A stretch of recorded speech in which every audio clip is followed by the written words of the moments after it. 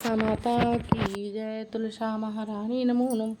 हरि की पटरानी नमो नमो। छप्पन भोग छती से बिन तुलसा हरि एक नमानी नमो नमः।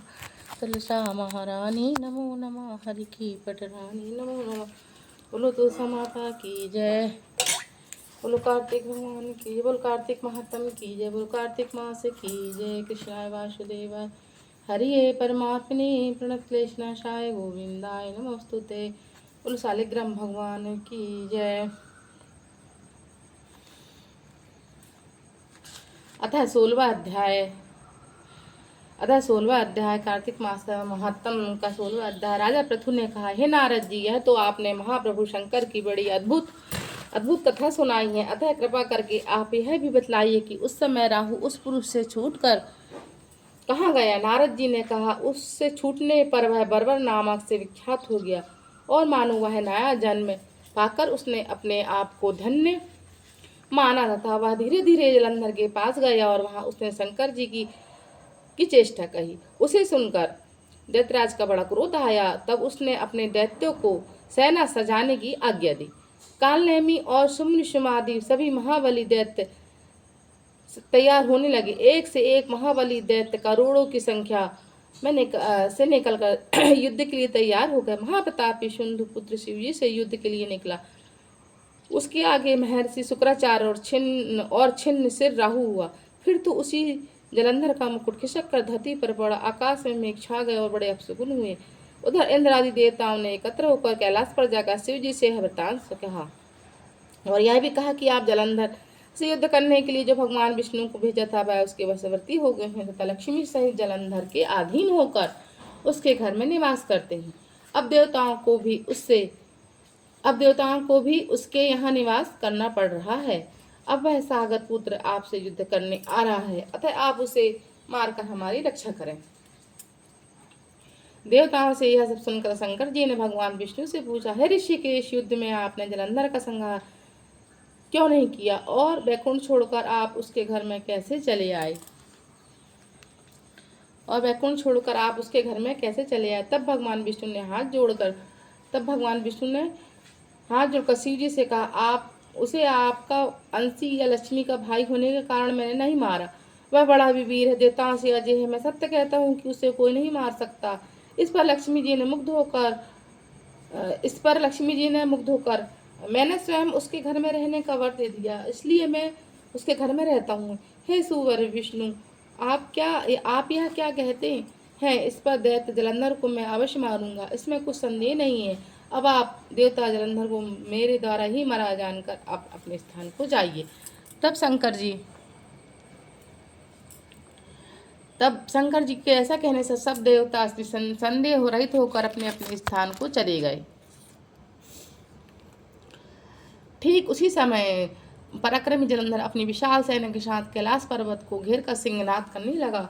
दैत्य के नाद और कोलाहल से शिव जी क्रुद्ध हो गए और अपने नंदी आदि गणों को उसके साथ युद्ध करने की आज्ञा दे दी। कैलाश पर्वत के पास भीषण युद्ध होने लगा। दैत्यों ने अनेक प्रकार के अस्त्र की वर्षा शुरू की। भेरी, मृदंग,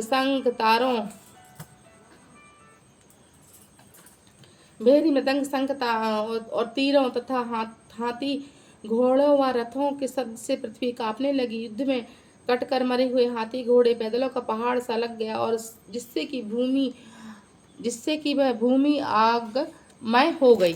दैत्यों के आचार्य श्री शुक्राचार्य अपनी मृत संजीवनी विद्या से सभी दैत्यों को जलाने लगे। यह देखकर शिव जी के गण बड़े व्याकुल हो गए। और उनके पास जाकर सारा वृत्तांत कह सुनाया। और उसे सुनकर भगवान रुद्र के क्रोध की सीमा न रही और अपने भयंकर रूप से दिशाओं को प्रज्वलित करने लगे। फिर तो स्वयं उनके मुख से एक बड़ी भयंकर कन्या उत्पन्न हुई, जिसके दोनों जंघाएं ताल वृक्ष के समान थी। वह युद्ध भूमि में जाकर असुरों को चर्वण करने लगी। युद्ध भूमि में इस तरह विचरते हुए शुक्राचार्य के पास पहुंची और शीघ्र ही उन्होंने अपने उदर में गुप्त कर लिया। फिर स्वयं भी अंतर ध्यान हो गई। शुक्र के गुप्त हो जाने से दैत्यों का मुख मिलिन पड़ गया और वह युद्ध छोड़कर भागने लगे। इस पर अनेक शुम्भ और कालनेमी आदि सेनापति अपने भागते हुए वीरों को रोककर शिव गणों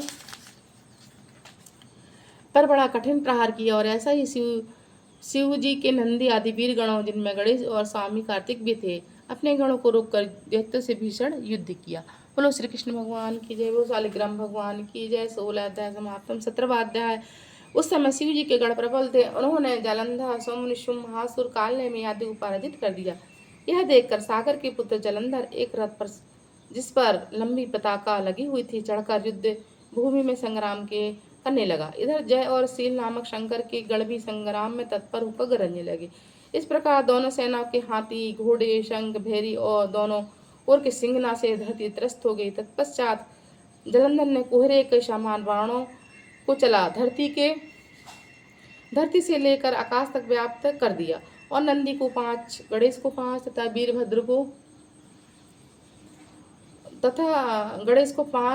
वीर को एक साथ ही 20 बाण मार कर उनके शरीर को छेद दिया।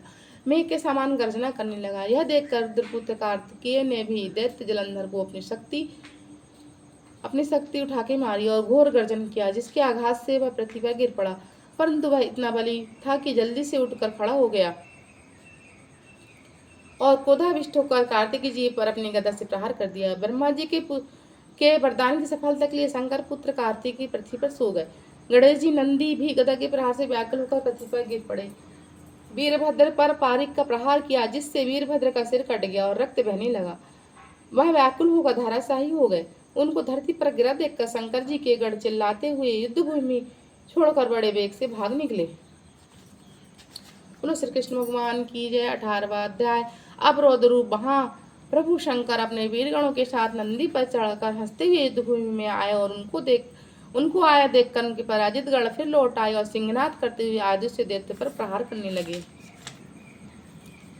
भीषण रूपधारी रुद्र को देखकर दैत्य भागने लगे। तब युद्ध भूमि में अपने दैत्यों को पराजित होता देखकर जलंधर हजारों बाण छोड़ता हुआ भगवान शंकर की ओर दौड़ा। उसके सोम आदि वीर भी क्रोध से अपने ओंठ को काटते हुए शंकर जी की ओर दौड़े। इतने में शंकर जी ने जलंधर के सब बाणों को, जालों को, अपने गणों को निर्भय कर अन्य बाणों की आंधी से दैत्य को पीड़ित कर दिया। खड़गोरमा नामक दैत्य को अपने फांसे से मार डाला और बाहलक का भी सिर काट दिया। धर्षमयी को भी मार गिराया। शिवगण चिशी ने प्रचंड नामक दैत्य का सिर काट डाला। किसी को शिव जी के बैल ने मारा, कई बाणों द्वारा मारे गए। यह देखकर जलंधर अपने सोम आदि दैत्यों को भी धिक्कार करने लगा और भयभीत होकर धैर्य देने लगा। किसी भी प्रकार वह मस्त दैत्य दोबारा दुबई में जाने को तैयार न हुए। दैत्य सेना ने पलायन शुरू कर दिया। तब महाक्रुद्ध जलंधर शिव जी को अपनी ओर से ललकारने लगा। साथ ही उसने 70 बाण मार शिव जी को दग्ध कर दिया तथा वह भी बहुत से बाणों का प्रहार किया।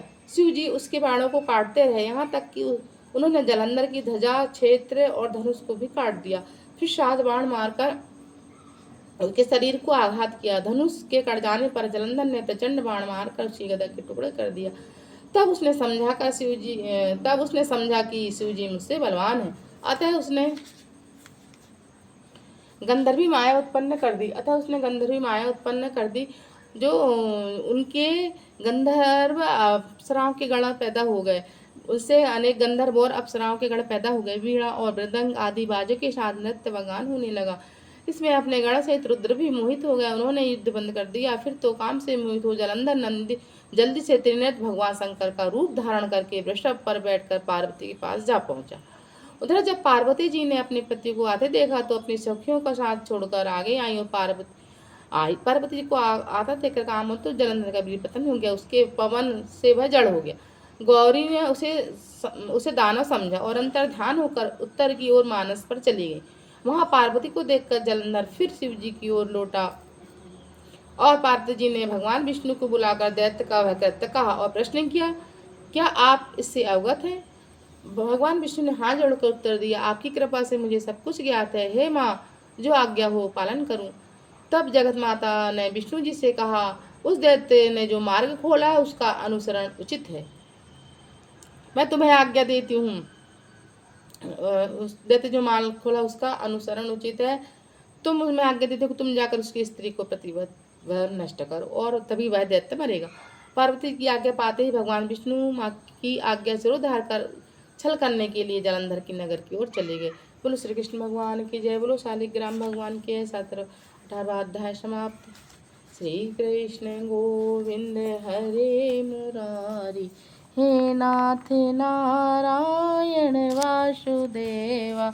श्री कृष्ण गोविंद हरे मुरारी, हे नाथ नारायण वासुदेव।